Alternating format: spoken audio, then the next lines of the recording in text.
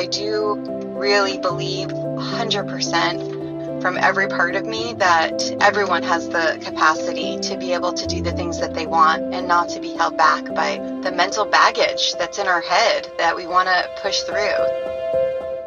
Welcome to the Do the Thing podcast.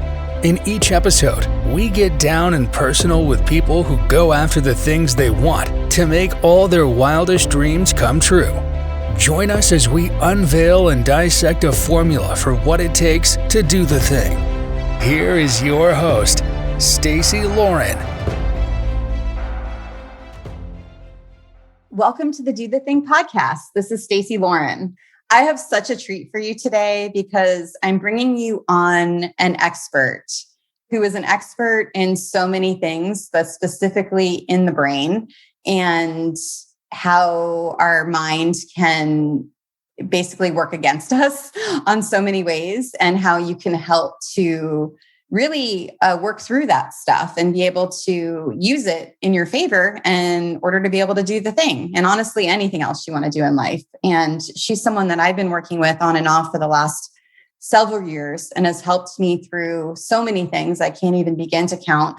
Anyway, I'm excited to bring her to you. And I think I just wanted to mention also how important it is to surround yourself with good people, because she came to me as a referral from a friend of mine who I value so much. And just by being able to have good relationships around you and be able to be vulnerable with people, it opens up the door to so many things. And I'm just grateful for my friend for introducing me to her, because she's helped me so much throughout this process. So anyway, I've got Dr. Amelia Case here today, and I'm so excited that you're going to be able to hear from her and learn wisdom from her. Hi, Stacey. I'm so glad to be here. And thank you for saying all those wonderful things. Aww. I really appreciate it. Oh, good. Well, I don't even think I said enough, honestly, with how much you've helped me. Oh, thanks. Well, I just love and adore you. So I'm glad to be here. Thanks so much for asking. Yeah, I would love to just start off. And if you can just tell us about your background and more about you. Okay. I think what I'll do is, instead of talk about the professional background, that kind of stuff can get kind of boring, but I'll keep that really short. I've been a clinician almost my whole life, 32 years officially, running a multidisciplinary healthcare business in Chicago. But more than anything, almost the entire time of that, I have had a second business, which has been a coaching business that was born out of my own experience of dissatisfaction when I tried to get care for myself, when I felt so stressed out and I felt what many people would call general anxiety at different points in my life, and I couldn't get answers. And so that's how my coaching business started, and my coaching practice, I should say, started. And that's what brought us together, is that line of business.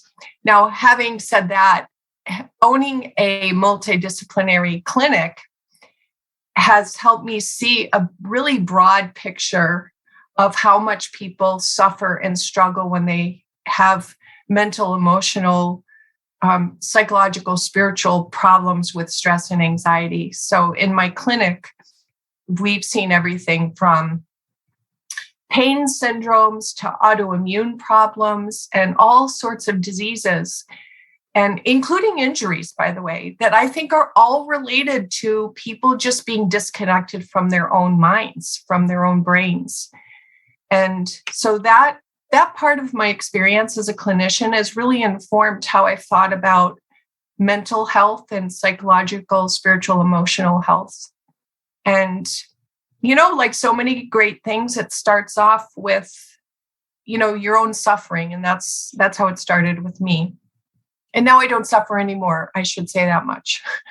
Yeah. And I think probably what is, I'm sure you know this, but that's probably what's made you so successful with what you're doing, because you have such a deep connection to the suffering part to know what you needed to help you. And then also you have the medical, like from the clinician side standpoint. So you're able to integrate both of those together, which, I mean, that's pretty powerful. Yeah, I feel lucky. I would say though, let's say, for example, like I've had my share of injuries, and I've had some health problems and a couple of health crisis points in my life. And everything is either made easier or harder or better or worse according to how my brain is working, according to how much I believe I'm the boss over my brain, and I can direct my brain how to help or hinder me. So even though health problems can be really scary and really awful and troubling and can make anybody feel hopeless, it's made so much worse if the person doesn't feel connected to what's going on mentally, psychologically, emotionally, spiritually. That's what I call sort of collectively being the boss of your own brain. And so that's, I think, after so many years in healthcare, the thing that strikes me as predominant, as missing in our whole kind of healthcare system, from soup to nuts, is just a lack of understanding of the brain, a lack of presentation, even of what the brain is about, even to, I think, everything from healthcare classes in elementary school to being adults. There's just hardly any mention of, you've got a brain and it's so much the basis of your experience. So let's do something with it. Let's make sure you know what it is and you can anticipate how it acts and reacts so you're ready. So that's what I'm more dedicating myself to now, is trying to bring that information more to light across all age groups. Yeah. And I know that's what helped me the most too, okay, here's what I'm hoping we can do together. Since you brought it up, there was a moment in time I remember where it was pretty much after a few months of us working together. You had told me the story of, and I don't remember if it was a neuroscientist or some neuro something, and they were giving some really complicated tutorial about the brain and reactions and things like that. And that was when you had the idea of the beasts and, how to define it better so that normal people like me, could understand parts of their brain that they've never understood before. So are you open to talking more about that story and kind of a little bit about that modality? Yeah, I think you're talking about Edward Bergmark. He's the chairman of the board of the new school of a couple of schools of psychology. And one of them is here in Chicago. And I used to have the habit. I love neuroanatomy. So I used to sit down with people and say, oh, yeah, let's talk about the amygdala, the prefrontal cortex, the anterior cingulate gyrus. Let's talk about all these brain parts. And, people's eyes would just sort of glaze over, like, what the heck is she talking about? And so one day, Edward and I were talking about about psychology and the brain and some experiences that he had. And we were talking about some pretty complicated, let's say, actions of the brain, and somehow got separated from what we were really trying to do, which is, solve a problem. And so while I was talking to Edward, I said, no, wait a second. Let's put it this way. And I had this point of clarity where I could explain to him, by personifying the brain into beastly characters, what was going on in the brain. And so at that time, there were 3 or 4 characters that the brain can actually be, the actions of the brain can actually be distilled into these 7 characters. And at the time, I think I had thought of only 4, I think, at that moment. And I explained them to Edward. And here's this guy with a PhD who's chairman of the board of the, schools of psychotherapy. And he said, my God, I never understood that. I never saw it that way. I can't believe that. And so we began this dialogue. And it's the last time that I ever tried to talk about the brain using the proper neuroanatomical parts, I finally realized that if I could personify the parts of the brain into beastly characters, that it made them accessible, and then people could identify them. Even someone who had his PhD in psychology and who was chairman of the board of these schools, it made it so simple and accessible for him. I realized it had a much broader application. And so that's in fact, one of the things that I think was most exciting when we first met was for your eyes to kind of light up and say, oh my God, I see that in myself. I can see how I'm that beast, and make sense of your experience instead of feeling like your brain was just doing something crazy, random, that didn't make any sense. And, somehow your brain was doing something wrong. You were able to see how your brain was actually doing something right.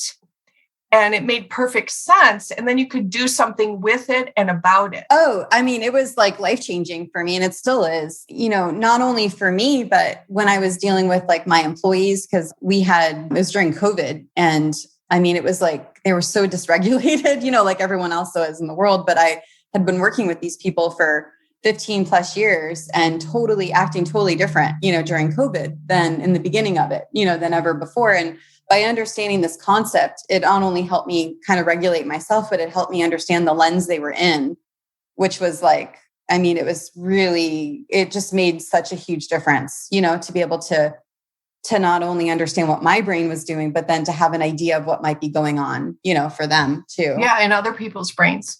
Well, can I tell you something that was really fun for me and flattering? Is Edward asked me at one point, hey, Amelia, I'd like you to come and teach a bunch of doctors about this, a bunch of psychotherapists. And at first I was like, oh no, I'm going to get skewered. Like I'm not, at their level. And anyway, I didn't say that to him. I just said, okay, I'll do it. But inside I was like, oh, geez, they know so much more than me about this. They know more. So anyway, I went and I gave the lecture to a large group. I mean, 100 people more. And they're all, they've got their PhDs and their doctorates and their PsyDs and this and that. And so I was telling them about the beast brain. So in the human brain, there are different ways to talk about the human brain and divvy it up. But there's a very simple way that's really clear. And that is to say there's one part of the brain that's kind of the human higher brain. I won't go into that right now, but it's called the zeitgeist brain, or we could call it the caste brain. But just for this discussion, it's just a higher part of the brain, the one we might more often think of as human. Where we think and we reason and we have ideas and we make decisions. But then there's a different part of the brain that's the lower part of the brain. And that lower part of the brain, we can very easily call the beast brain. And the beast brain has only one thing it does, and that is survive.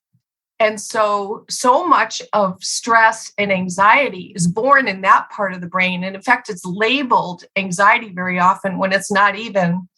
It's more a reaction by one of the beasts of the beast brain, of which there are 7. So I told this to that group and said, let's just talk about the basics of the brain, the human top brain, let's say, and now the beast brain. Well, the beast brain is trying to survive, and it's only trying to survive by getting food or having a mate and procreating or having territory or having resources, or having a pack and protection, or having some advantage, or having energy and strength. So there are only 7 things that this beast brain wants. And if at any time the beast brain doesn't think, not even think, let's say doesn't identify that it's getting one of those 7 things, it will get triggered and it will react. And then suddenly it will just completely overtake and dominate and hijack the entire brain, including that human part. And so I described this, and then I described the beasts. So in order of what I just said, the beasts are the dog, the monkey, the lion, the wolf, the eagle, the rabbit, and the cat. So I described this, and I I talked about each one of the beasts and how those beasts make people behave. So, for example, a lot of people identify with the rabbit, which is the sixth of the seven beasts. And the rabbit is sensitive to not feeling any advantage. It feels small and it feels like everything else is big. And you can just sort of picture what a rabbit would do under stress. It would absolutely freeze. Its eyes would stop. It would twitch a little and it would hold absolutely still. And then, according to what was happening, it would run and dart and, run this way and that way and try to camouflage itself under something until finally it could get in a burrow and just retreat and hide. And that is a normal and beautiful solution to the threat that the rabbit just faced, which is not having any advantage, not being big enough. So it's developed these ways to protect itself and make sure it survives. And that's happening in our brains. We're human beings, but there's a whole part of our brains that's the ancient part of the brain that is the beast brain that acts just like this. If the threat triggers that part of the brain, meaning the rabbit beast brain, then the person will actually behave like a rabbit for the next, anywhere from half an hour to, 1 year or more. People can really get stuck in these reactions. Well, so I shared this with the group of these highly sophisticated psychologists, and man, they stormed me after the lecture, and they were funny too, because some of them said, "Oh my God, I don't want to be a veterinarian. Like, how do I get rid of these people? Like, I don't want to, these are not the people I want to help." And I was sensitive to that. Like, listen, if they're psychologists, they want to work with the human part of the brain. And so guess what? The people who were really triggered and their beast brains were going crazy, they seem not to be listening or doing the right thing with their psychologist. So the psychologist was getting sick of them and thinking they're not trying. There's this whole communication breakdown, in other words. So psychologists were saying, like, I don't want to take care of those people, man. I'm not a veterinarian. I'm not a zookeeper. And some of the doctors said to me, "My God, how come we never learned this? Like, I've never heard of this ever. Are you sure this is real?" And, I think this is what Edward liked, by the way. Edward, when I first talked to him about it, he got sort of a kick out of it because he had never looked at the brain and behavior this way either.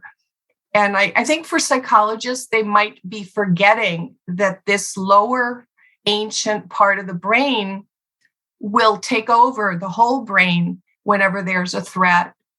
It has to, because, that's the advantage for us, right? That we have this part of the brain that will protect us.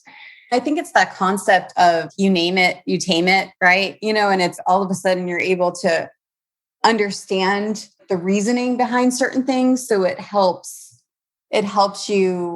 almost validate whatever the feeling is. And I think the other really cool, so I am the rabbit. That is my majority beast that comes out often. And I think the other thing that's really cool about this idea of being able to identify with the beast is, you mentioned simple and accessible, but I think memorable is the other word that would come to my mind, because I can picture a rabbit. So it's like really easy for me to like almost embody what that is. So then it's easier for me to get out of it. And you haven't mentioned it yet, but I'd love to explore that more, because that was the other thing, not only acknowledging what my beast brain was, the other thing that really helped was you have like a Restep for each part of the beast brain. So what that beast needs in order to get unstuck, basically. And I'd love to kind of talk through that a little bit more. Yeah. So each one of, if I put it, will you tell me if I've gone off the rails here at all, because this is such a massive topic, and sometimes I'll go go off in a tangent. So just throw a brick at me if I go off. Totally. Yeah. And I'm glad you said that, because I think it's important for people to hear it from the simplest terms, right? And that's what I think I love about the beast, because I think it's easy to tune something out when it becomes more complicated, Yeah. If it gets too complicated, if what I'm saying gets too complicated, just tell me, please. So in answer to, what is the Restep? I think this is the second most important thing to say. So the most important thing is to say that there are these 7 beast characters represented in your lower mind, in your beast brain. And they're there for everyone. Every single person has every single beast. But for whatever reason, 1 beast, sometimes 2 or 3, but particularly 1 will dominate. And I wish I could explain why that happens. I can't.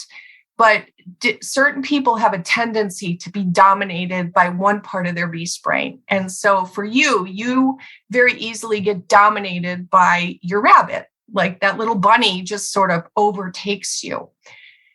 And even though you have had some experience with some other beasts getting triggered and reacting, it seems like, yeah, that 1 is kind of prevalent. So I would say that first is, even though every single person has all 7 beasts represented in their beast brains, it's not surprising if 1 beast dominates under stress.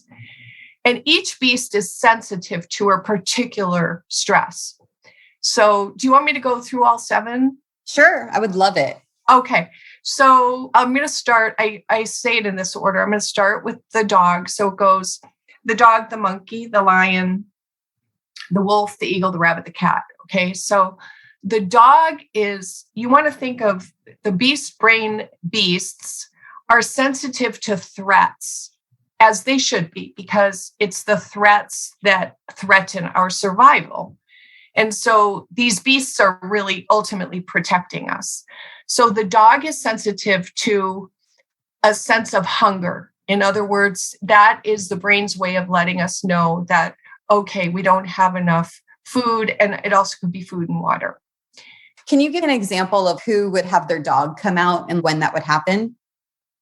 Yeah. So somebody who might have the dog part of the beast brain triggered would be somebody who, let's say I've seen this many times, so I'll give you a real life story. Somebody who said, oh, I heard that if I fast, I'm going to lose weight.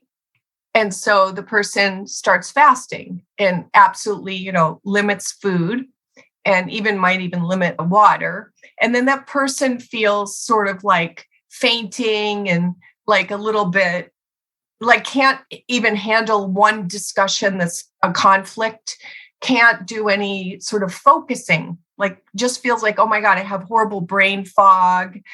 I feel like, oh, I'm slumping. My energy is so low. And I feel like my limbs are tingling. I think I'm having a nervous breakdown. That really has happened. That's somebody whose dog beast brain was triggered, because the dog beast brain is sensitized to hunger for food and hunger for water. So what's the restep on that? I know this sounds really like basic, but it's to preserve the energy and to replenish means to eat something that is of nutritional value. Now, imagine this person who feels this sort of faint feeling just reaches for, God forbid, a candy bar. That's just pure sugar. That's not really offering any nutritional value.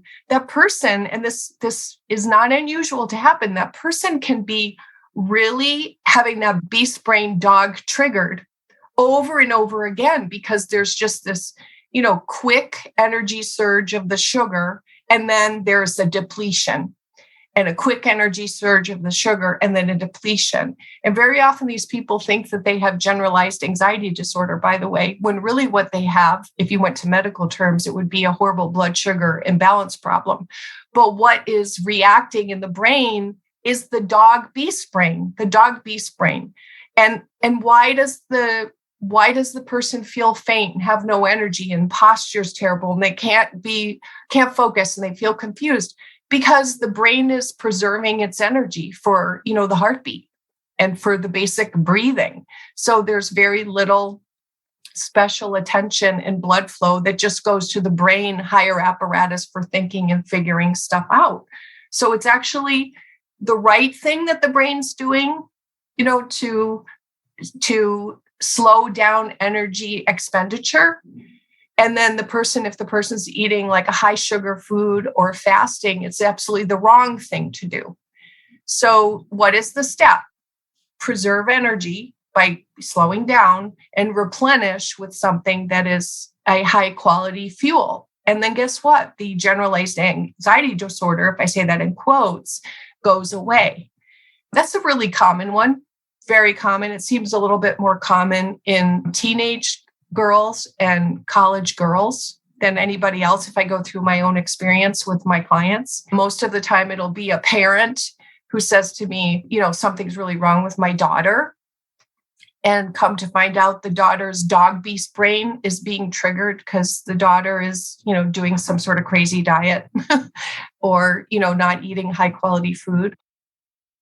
Monkey beast brain is sensitive to a hunger for sex or a partner.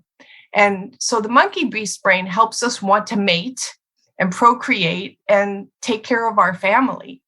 So one of my clients, her name's Gaia, and she was about 27, 28, 29 when she came to me, and she was having the worst problem. She had a long history of being like excelling at school and excelling in business and going really fast up in her company. And suddenly she said her whole life was falling apart, and she had terrible anxiety and self-consciousness, and, could I help her? And her cousin, I had worked with her elder cousin, and that's how she came to me. But anyway, her story was really interesting. Her younger sister got engaged and got married, and she came from a traditional sort of family background where usually like the older one should get married first. And she had very just traditional parents, and they had some judgment about her, by the way, being single and not being, not having found her partner. But for her work was the most important. So anyway, right after her younger sister got engaged, she started having this problem. So she felt like she needed all this validation from other people. She couldn't keep track of her thoughts and words. She was having fantasies about boys and men. And she was, like sort of daydreaming, fantasizing, and not focusing on her work. And so she thought that she was getting some sort of mental disorder. And what happened was her monkey beast brain got triggered. And that monkey beast brain, whatever it was in her brain, she wasn't taking care of her family or doing what she was supposed to do in her family. She didn't have a mate. She had been focused on work. And suddenly she was, I forgot one thing. She wasn't prone to go out and just sort of, pick up a guy or party with a guy or something like that. She was having sort of peculiar interests for her to want to go out and just find a guy. And so she thought something was really wrong with her. She started thinking she was being a narcissist or she had some sort of sex addiction. And in fact, once we talked about these signs and symptoms of the monkey beast brain, she could see it in context that her younger sister had gotten engaged. And I forgot one part too. She had gotten engaged, gotten married, and was pregnant, like all quickly together. And so Gaia was, something in her beast brain did not like that. And so there was a reaction. So what's the restep for that? That was her question. It's like, do I have to get pregnant right now? And what I told her is, I think a really important point is I didn't have kids till I was 40. My first one when I was 41. Some people just aren't going to have kids at all. And some people they're not going to have their own offspring, let's say, or they'll do it late. And I want you to just think for a second of some of the fascinating images you've seen of how animals behave. Like I literally saw last year an image of a lion that had adopted a gazelle. The lion should have eaten the gazelle. Well, the lion was not hungry, so it didn't eat the gazelle, and the gazelle was a baby gazelle. And so the lion took care of it as if it were a little lion cub.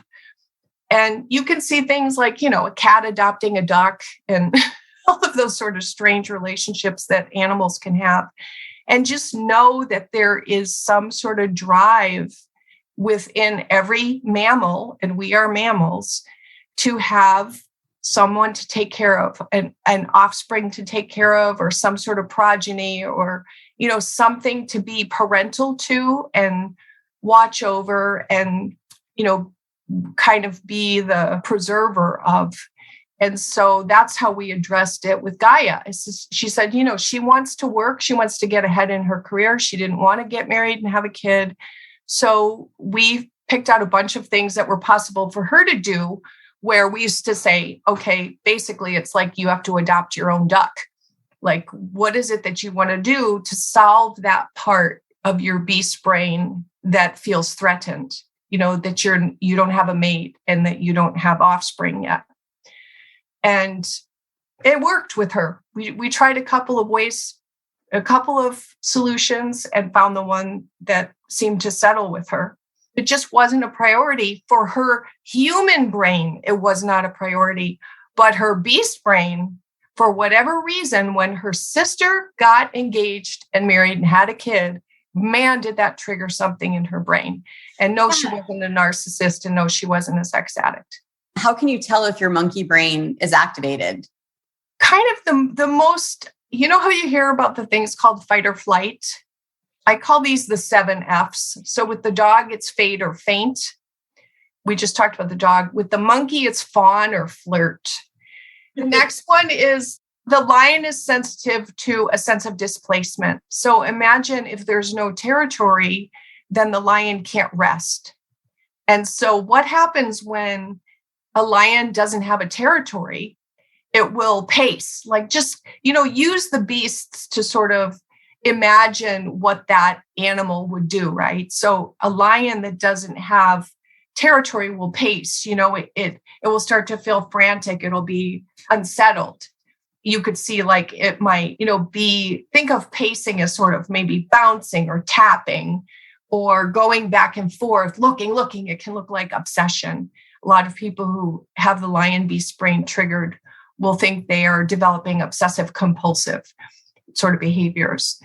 And also, guess what? Without a territory, a lion can't sleep. So people who have a lion beast brain triggered will feel like they can't get to sleep, or they are struggling with insomnia. That's kind of common. Another really interesting thing about the lion is if the lion beast brain is triggered, the person can have problems with urination, bladder infections, can have trouble, like can't even eliminate in a bathroom that's not their own, but can feel like having to pee all the time, like wanting to have frequent urination. So lion beast brain, one of the people who came to me, she was referred by somebody. She came and she said, okay, Dr. Case, she said something, almost these exact words. My anxiety is so terrible. None of the drugs are working.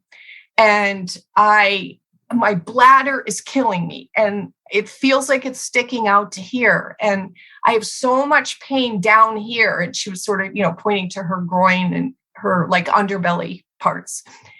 And anyway, come to find out, she's here in Chicago. She was moving out of a very luxurious skyscraper building that had a doorman and tons of security. And she was moving with her family to a suburb, to a house, no doorman, and, no special security. And so even though the house was, however many millions of dollars and in a wonderful neighborhood, it was a drastic change for her beast brain. So her lion beast brain was going ballistic. So she felt like, that's the other thing, is she was saying she couldn't get a good night's sleep, for anything. She was taking drugs for sleep. She was taking drugs for anxiety. Nothing was working. So I said, here, that's the lion beast brain that's getting triggered from you moving from this very safe place where you've been for 20 years now to this, house where you have no doorman and no specific security. So I want you to go to your house, the new house, and I want you to walk around the periphery and really identify to yourself, this is my land. This is my property. I want you to go in the house and really look at the windows and see which windows open and, which ones seem dangerous, and see how you lock the door, and really like walk yourself through this place as territory and thinking about safety. And I had told her about the lion, and I told her about why her bladder was feeling like she had to pee all the time. And she said, "Oh my God, you are not going to tell me that I have to go and pee at my new house lawn." I said, "To tell you the truth, I wasn't going to, but now that you brought it up, I'm going to tell you that it probably would stop the problem even quicker." She said, "Oh, you are really crazy." To quote her, and I'm leaving some of the expletives out, she told me I was on crack. But anyway, so she came back to see me. She called me and she said, "It's really urgent that I see you." And so I just saw her for about 15 minutes that day. And she came and she said, I'm leaving out of this, by the way, that I had never met her before. And so she was referred in by her family. And so she came and she said, people have said that your ideas can be a little bit off the rocker, but this one was crazy. And she said, "I don't know if you're a witch or what. I don't know if this really worked, but it worked. But I don't know if it's because you convinced me or because it really is science." But so she explained to me, she had gone to the property, she'd walked around the property, and she actually decided, because she was so desperate with feeling so stressed and so much pain in her bladder, she decided that she was going to pee in the different corners of her lot. And she said, "I don't know, I can't explain this, but all the pain is gone. And I feel so much more calm. Could it really have worked?" And I said, "Yeah, well, because what you did was you just calmed down your beast brain. You just tamed your beast brain. You just went, you sort of claimed your land. You walked around your land. You claimed your land. You saw your territory. You mindfully walked there. So if you were a beast brain, it would be like all the other beasts would have smelled your smell and seen you pacing and, seeing that's your territory. Don't go there." So because you didn't have any threat there, there's no additional threat except for the fact that you just bought the house. Is because there's no additional threat, your beast brain now has been tamed. So it's calm. You weren't being obsessive. You didn't have some sort of attention deficit problem. You weren't, doomed to a life of not being able to sleep again. I'm curious what you would have told if she refused to do that. What would there have been something else she could have done to tame it? The beast brain is actually relieved only in a very practical way. It doesn't work if you just think like, okay, I'm just going to imagine that I have territory. It's not the way the beast brain works. The beast brain is a beast. It's a physical, it doesn't talk in words. It communicates in actions. And so she would have had to, walk around there. People who had this triggered during the pandemic where they couldn't go to their same places, once they got used to walking a different way or driving a different way or going to a different store, the discomfort would have gone down and they would not have necessarily recognized that they were taming their beast, their lion beast brain, because they were doing repetitive actions. But finding a territory is a necessary thing for every single beast, for every mammal, and that includes human beings. So however we find our territory, and by that I mean our territory, like where we can really put our feet and put our butts and rest. And so it could be shared territory. I mean, let's say, I know you've done some traveling when you and I have shared this before, that we were traveling in Europe and going to hostels. And, that's shared space. And so those first, hours or moments in the hostel, those aren't comfortable for anybody because everyone's beast brain will be like, what's going on over there? But once people get used to the lay of the land and they have a sense of, how in that space they could move and still be safe, then the lion beast brain will calm down. And guess what? In some people who are really sensitive in that way, the lion beast brain would never calm down. And those people would just never in a million years go to a hostel. You see what I mean? Totally. Yeah. Okay. What's the next one? Yeah. The next one is after lion is the wolf, which is the fourth out of the 7. The wolf is sensitive to a sense of isolation. And this would be something like, as I said before, no pack and no protection. So if the wolf doesn't have any pack and protection, if the wolf beast brain gets triggered by a sense of there's isolation, there's no pack, there's no protection, that means there can be no safety. This is always about safety, right? So this is the most classic one for feeling panicked. I think this is a really common one. So this is about like someone who moves and doesn't have a friendship or doesn't have a group of people at the office, or, is far from the family. This person can feel like, oh God, I've got separation anxiety. I'm really too self-conscious and I'm too shy. And this person will often like overgroom, let's say like pull hair or bite nails or like pull out eyebrows type of thing. And of course, will feel like suspicious. It's weird too, because the person whose wolf beast brain is triggered really wants a pack and protection, but also feels like a sense of suspicion, like, can I fit in there? So that's that kind of like, think of a wolf going into a new pack. It would kind of crawl down low on its belly, like that little bit of uncertainty, like, is there another wolf that's going to like attack me? So a sense of isolation, that's most common in somebody who is going into, say, a new office, like a new job, or a new neighborhood, a new school. Say when a kid switches schools, I noticed that my daughter, when she went into high school, that she struggled a little bit with this because her regular, she had kind of her clique in elementary school, and then that changed. And she couldn't be, even though some of the kids went to the same high school, they were all scattered through different classes. And so she was feeling panicky. She wanted from me a heck of a lot of more reassurance. She was absolutely obsessed about her hair. Like, did she look okay? She was getting really nervous because she was having separation anxiety from her very best friend. So the answer in the Restep for the wolf is to join or rejoin, or, kindle a new relationship or rekindle an old relationship in a new way, so that now there's a pack. And this isn't just somebody who's like your mate, but somebody who is your crew, like a group.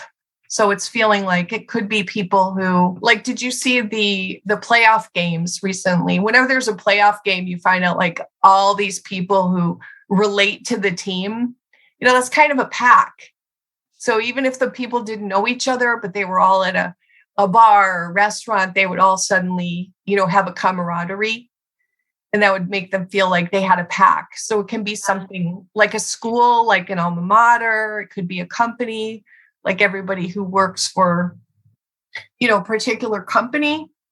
Like you've heard stories about people who work for Zappos, for example, for the old Zappos online shoe company, like that those people didn't all know each other, but they had a tremendous amount of camaraderie. There was a sense of togetherness, right? It's the opposite of a sense of isolation.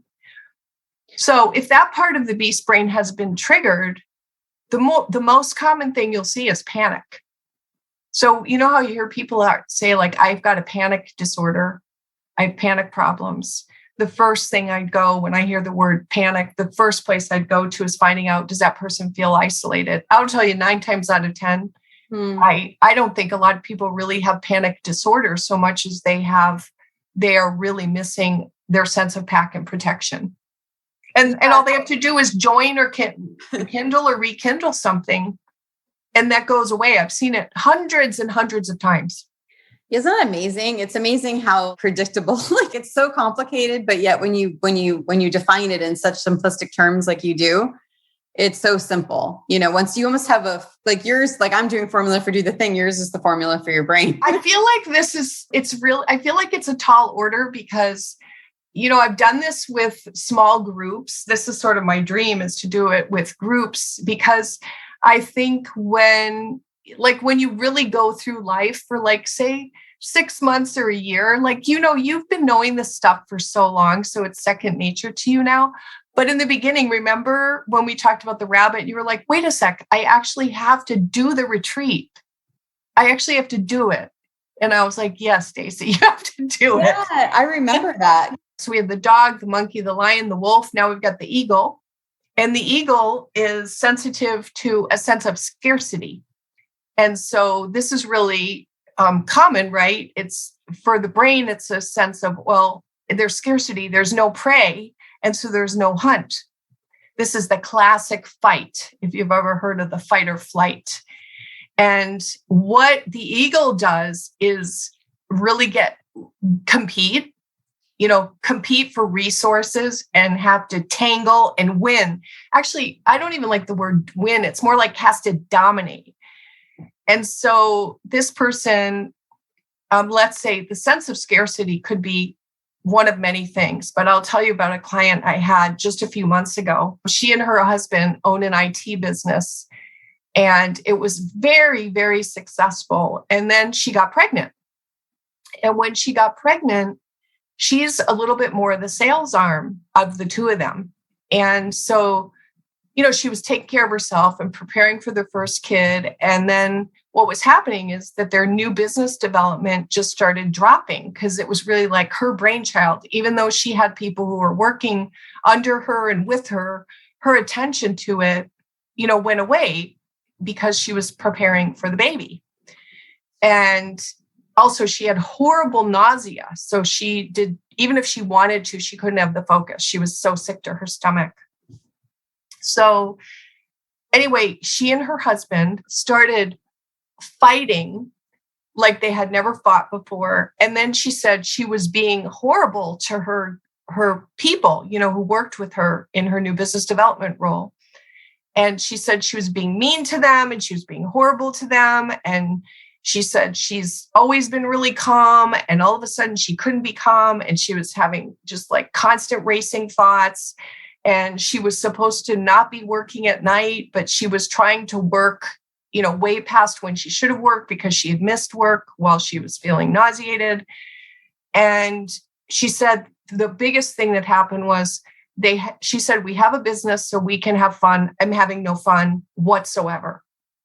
And so we went through and looked at what was the one thing that was, feeling really scary for her. And she said, obviously it's that, we've built up this overhead based on the numbers, and we're just not having this new business. And so what I recognized was that her eagle beast brain, rightly so, recognized a scarcity because there's no way that she could keep the number of people on her team and sustain the overhead if they didn't have the constant influx of new business.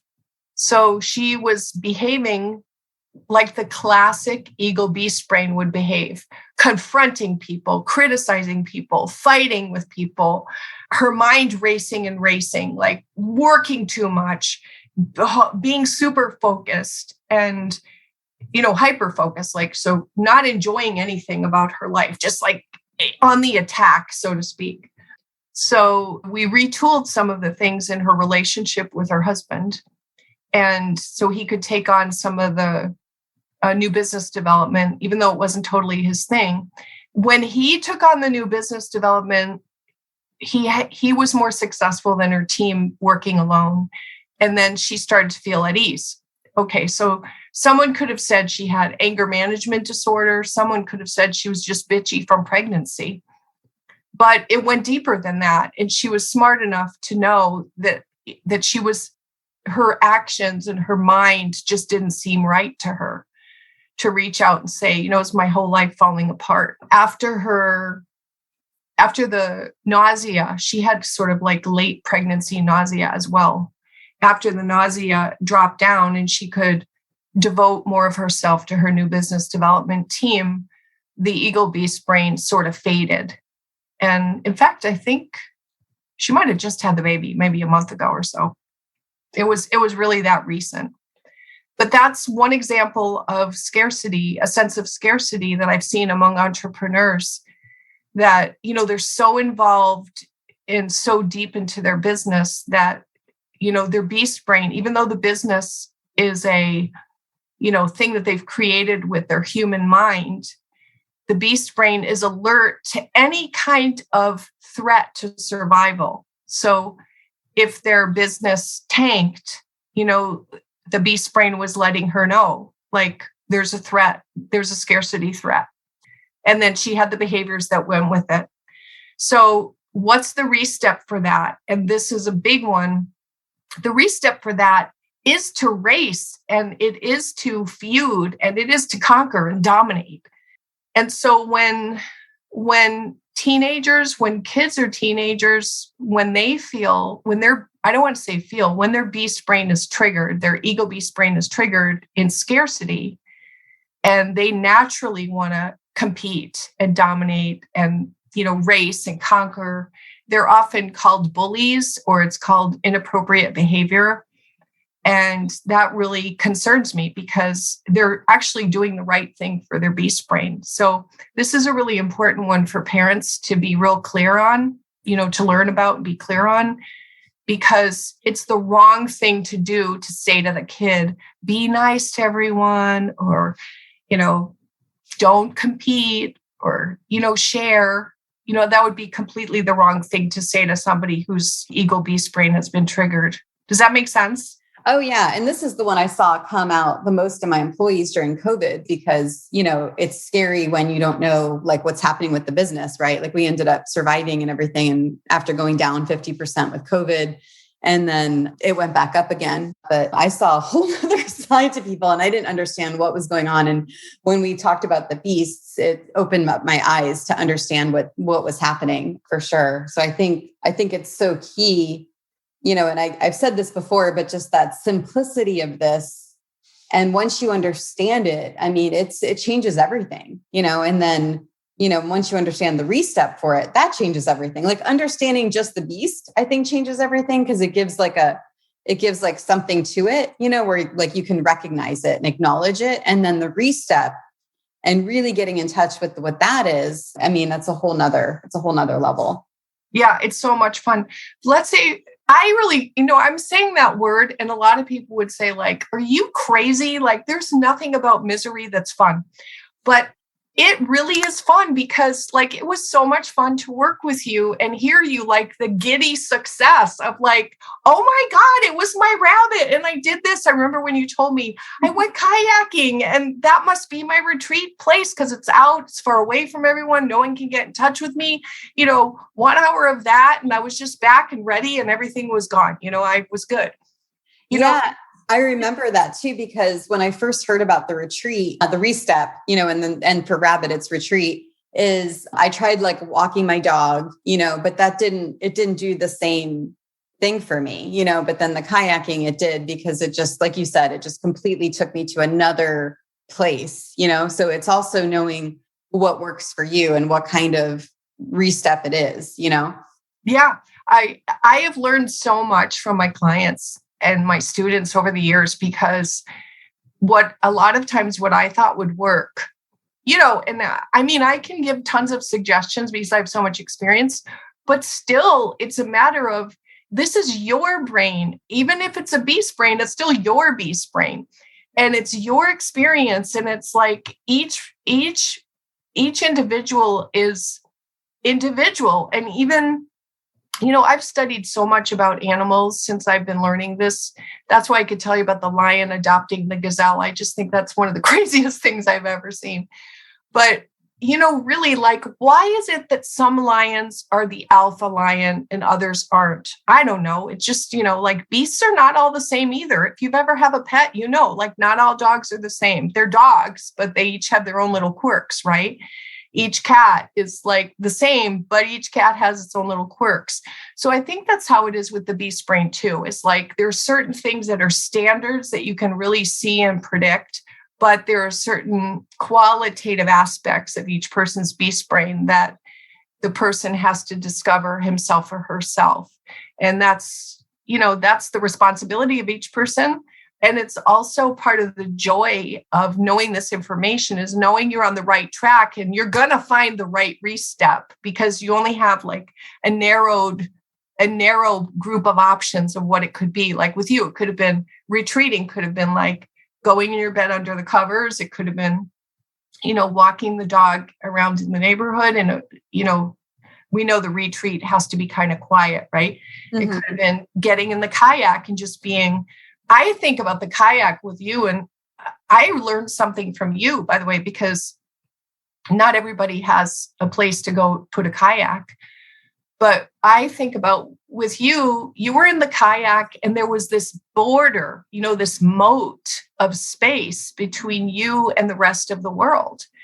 And even though you were in the kayak and moving and, in the sun and the light, you still had this space between you and others that made you safe. That's a retreat, kind of like a bunny would go down into a burrow. It had space to itself. So I think that's why the kayak was such a great solution. I had never suggested a kayak to anyone in my entire history of doing this. I probably told 25 people, that kayak, like getting in the water might be a really good choice, getting on a boat or something. Yeah. And I've kind of learned more after that because I started, I don't think I told you yet, but I'm paddleboarding with my dog now.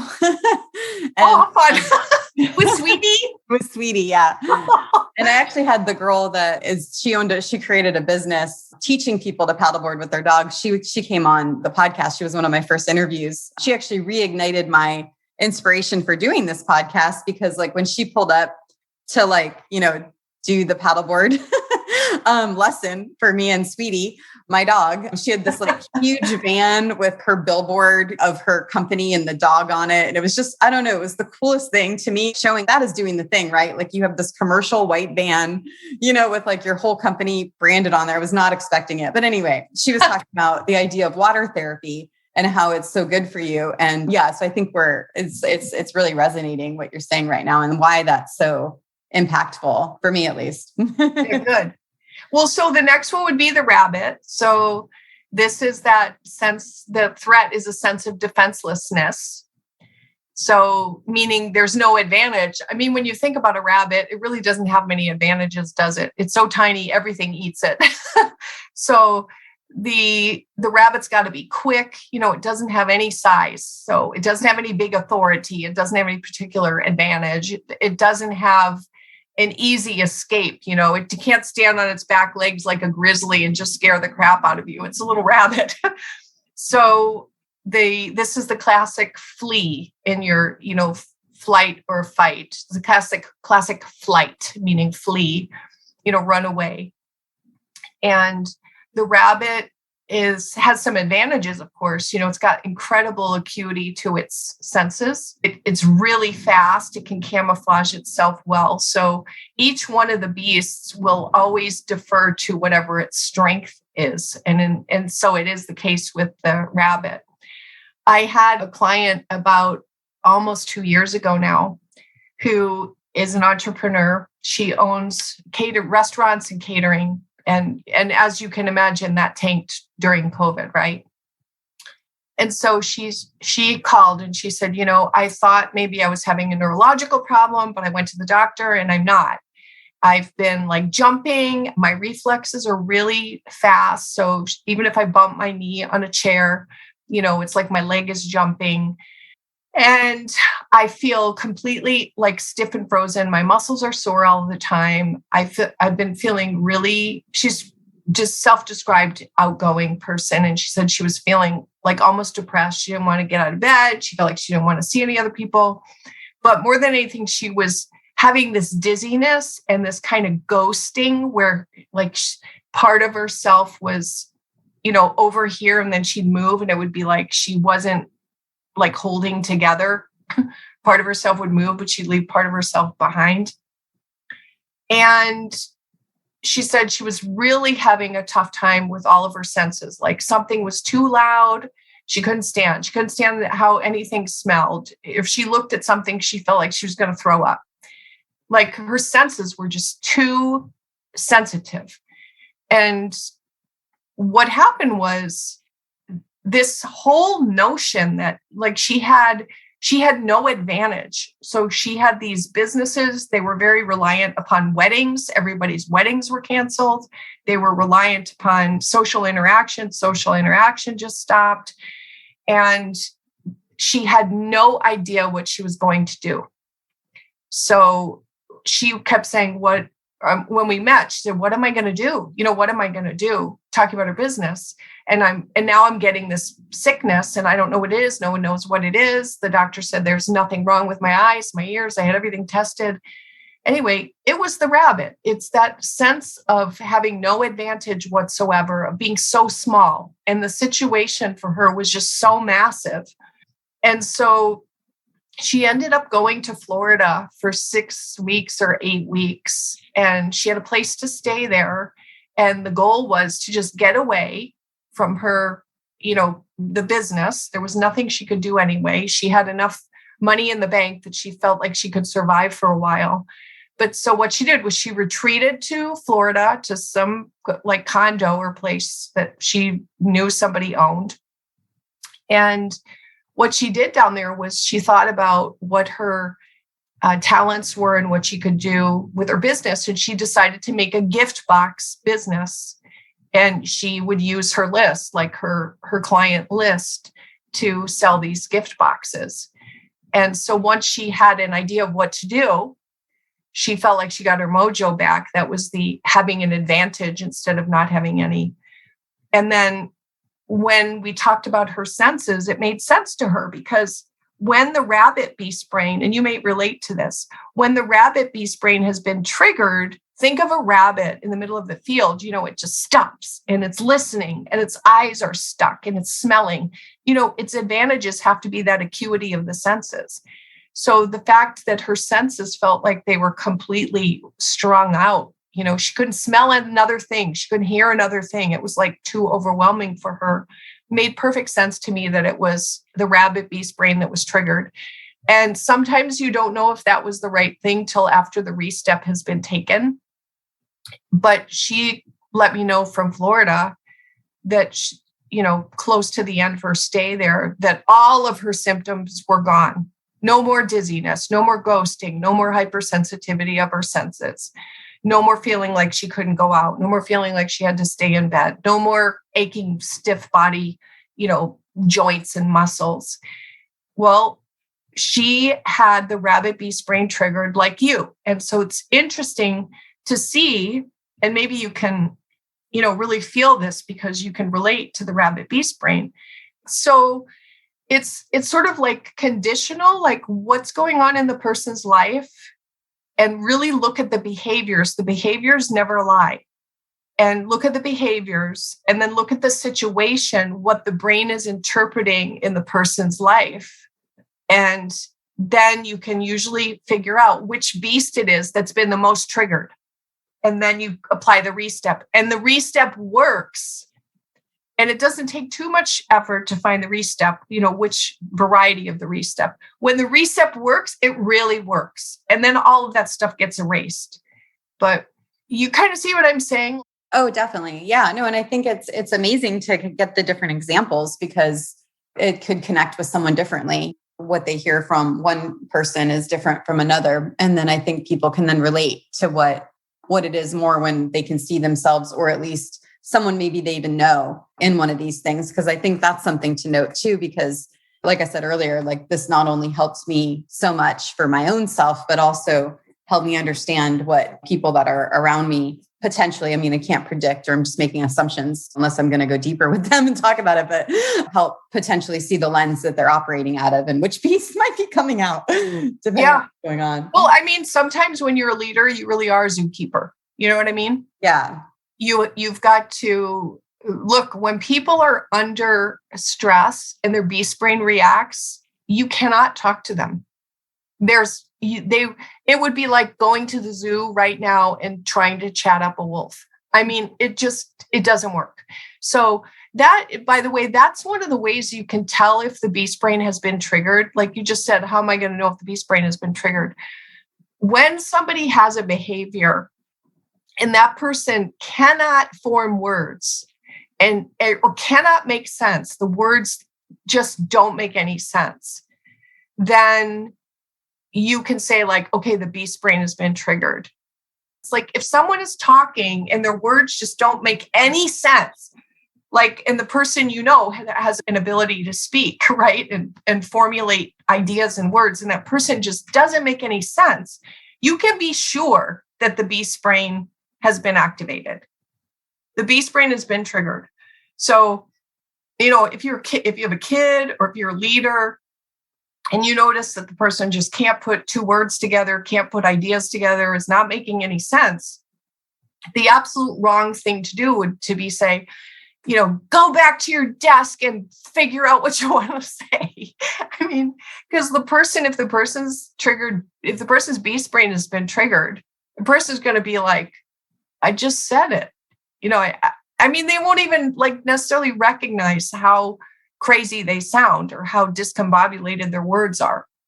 See what I mean? Oh, totally. Yeah, I do venting voice notes now, and I'll record it in my phone when my beast has been activated, just so I can hear back what I'm saying later. And it's funny. That's great. That's a great idea. Yeah. I like that, venting voice notes.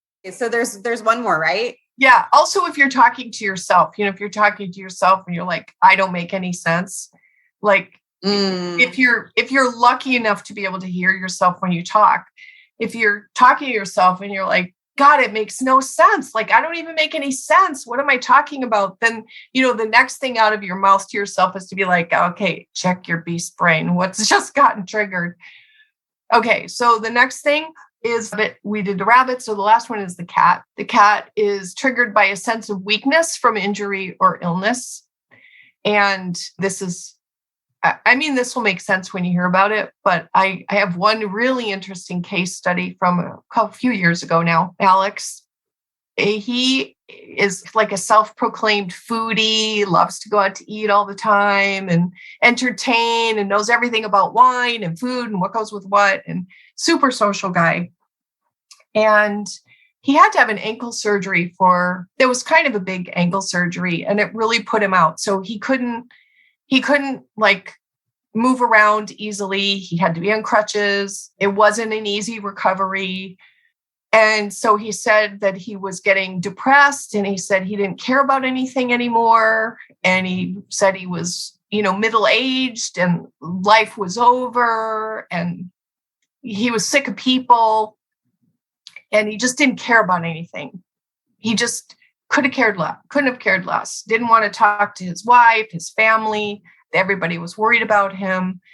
And the only thing that happened was that ankle surgery. And so I want to share this with you because he is one of the sweetest people I've ever met, and such a sunny, sunshiny guy, such a sweetheart, and so much fun.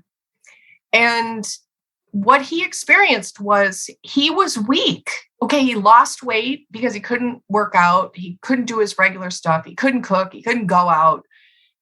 He's independently wealthy, so he didn't really have any particular job he had to go to. But, he just was a wreck after this ankle surgery because he lost weight. He felt weak. His body felt kind of under the weather. He didn't feel like he had any sort of strength. That's the thing with the cat, is no strength, no energy. And so what did he do? He withdrew. He withdrew from his regular, joie de vivre, cooking and trying new things and pairing his wine and going to special places. He didn't want to interact with anyone anymore. He wanted to avoid people. He even was avoiding his own family. He couldn't have cared less about anything. In other words, he just got kind of reclusive and apathetic. And so he thought that he was struggling with middle-age depression. And, I think that guy was like a hop, skip, and a jump from starting to get medicated. And I'm so glad he came to me first, because what ended up happening was he could see how his beast brain is cat beast brain. Let's put it this way. If you're a beast and you have an ankle injury, somebody's going to eat you. You need to withdraw, because that weakness from an injury or an illness makes it so that you lose strength. You can't do your regular stuff. So you have to withdraw to protect your life. But so here he was thinking, he doesn't have to protect himself from anything. He's financially secure. He's got a wonderful family. He loves what what his life is dedicated to doing, travel and enjoy the finer things of life that for him include so much food. food and company, let's say food and get-togethers. But his beast brain was saying, you have to withdraw and heal and get off the crutches and get back to be able to walk. And so his beast brain, that was kind of an extreme reaction, but his beast brain was saying, withdraw, period. And so he read that as middle-age depression, which it wasn't. Okay, once he went and he got off the crutches and he got off the boot and then he got his proper rehab, his whole nervous system righted itself and he was right back to regular life. But those, 8 to 12 months were horrible for him and would have gotten worse had someone said, oh yeah, you're right. You're suffering from middle-age depression. He wasn't. He was suffering from his cat beast brain trigger. So this can happen with, you can imagine, any sort of illness. And with illness, it seems more understandable. I find when it's an injury, the person is a little bit more shocked by it. Like he was really shocked that an ankle surgery could have this sort of impact on his beast brain. But he's he could see that the Restep for that is to become reclusive, to withdraw and to repair the part or the body that has been injured or is ill. And then the cat beast brain stops being uppity because it's been solved. Those snobby cats. Yeah, think of what a cat does when it doesn't feel well. It just goes under the couch and you don't see it for a week, right? Yeah, or climbs up on the cupboard. Yeah, just hides, gets very reclusive. Yeah. So those are the 7 beasts. And so there's so much more to this. Oh my gosh, I'm grabbing my forehead because I'm thinking, I hope I gave like a good amount of information and examples without, missing too much. But I think the most important thing is this is an introduction for somebody who hasn't ever really understood the origin. We're people and we want to know why things happen, right? Like, why do I feel like crap? And so to really get specific with looking at, behaviors and say, okay, I want to know my behaviors because my behaviors are the clue. And they're the clue to tell me what is going on in that beast brain. And then to really understand that the beast brain will hijack and dominate the whole entire rest of the brain, I think is something that, it's not often talked about. And that is a real problem in mental health care because it sends people down the wrong path so often. And also trying to delegate out their, mental, emotional sort of wellness without even knowing the very basics about the place where it comes from, which is the brain. Yeah. And I think that's what motivated me so much to be able to interview you now, because I've done about 10 interviews so far on the podcast because it's still relatively new, but I feel like I've done enough to kind of have an idea of what the common thread is, And this has been one of the most common pieces is people overcoming themselves. And I think there's so many things that we could have talked about, obviously, so many strategies. I think you're right about this is the Tame the Beast kind of framework is so fundamental to human quality of life and also feeling strong in yourself and feeling like, you've got this, you're good, you know what to do. And then once the beasts are tamed, well, you can speak to this is like once the beast brain has been tamed and you've taken the Restep, it opens up the rest of the brain to, get busy with what it's supposed to do. So the human brain is supposed to be creating and, creating is the number one thing, but creating and acting and taking action and, being curious and executing the purpose. And, that's really what we're supposed to do as human beings. But the thing is, we are born with a beast brain for a reason to protect us. And it's there. And it does try to protect us when it thinks that it can't survive. And when that happens, you can throw away the idea of creativity. It is not coming. You are not going to feel purposeful when the beast brain is taken over. It's just, you can't think. It's like, the dog is barking and the monkey is screeching and the lion's roaring and the wolf is howling and the eagle is screaming and the rabbit is tapping or whatever and the cat is mewling. There's just so much noise in the brain that the human brain is like good for nothing at that point. So you got to use what little bit of the human brain you have to tame the beast and be the zookeeper. And then once those beasts are, in their proper cages, so to speak, their proper corrals, and they've been tamed and they have what they need, then the human brain is like, oh yeah, I'm good. The human brain does not get that kind of stress that the beast brain gets. It just doesn't. It gets a different kind of stress.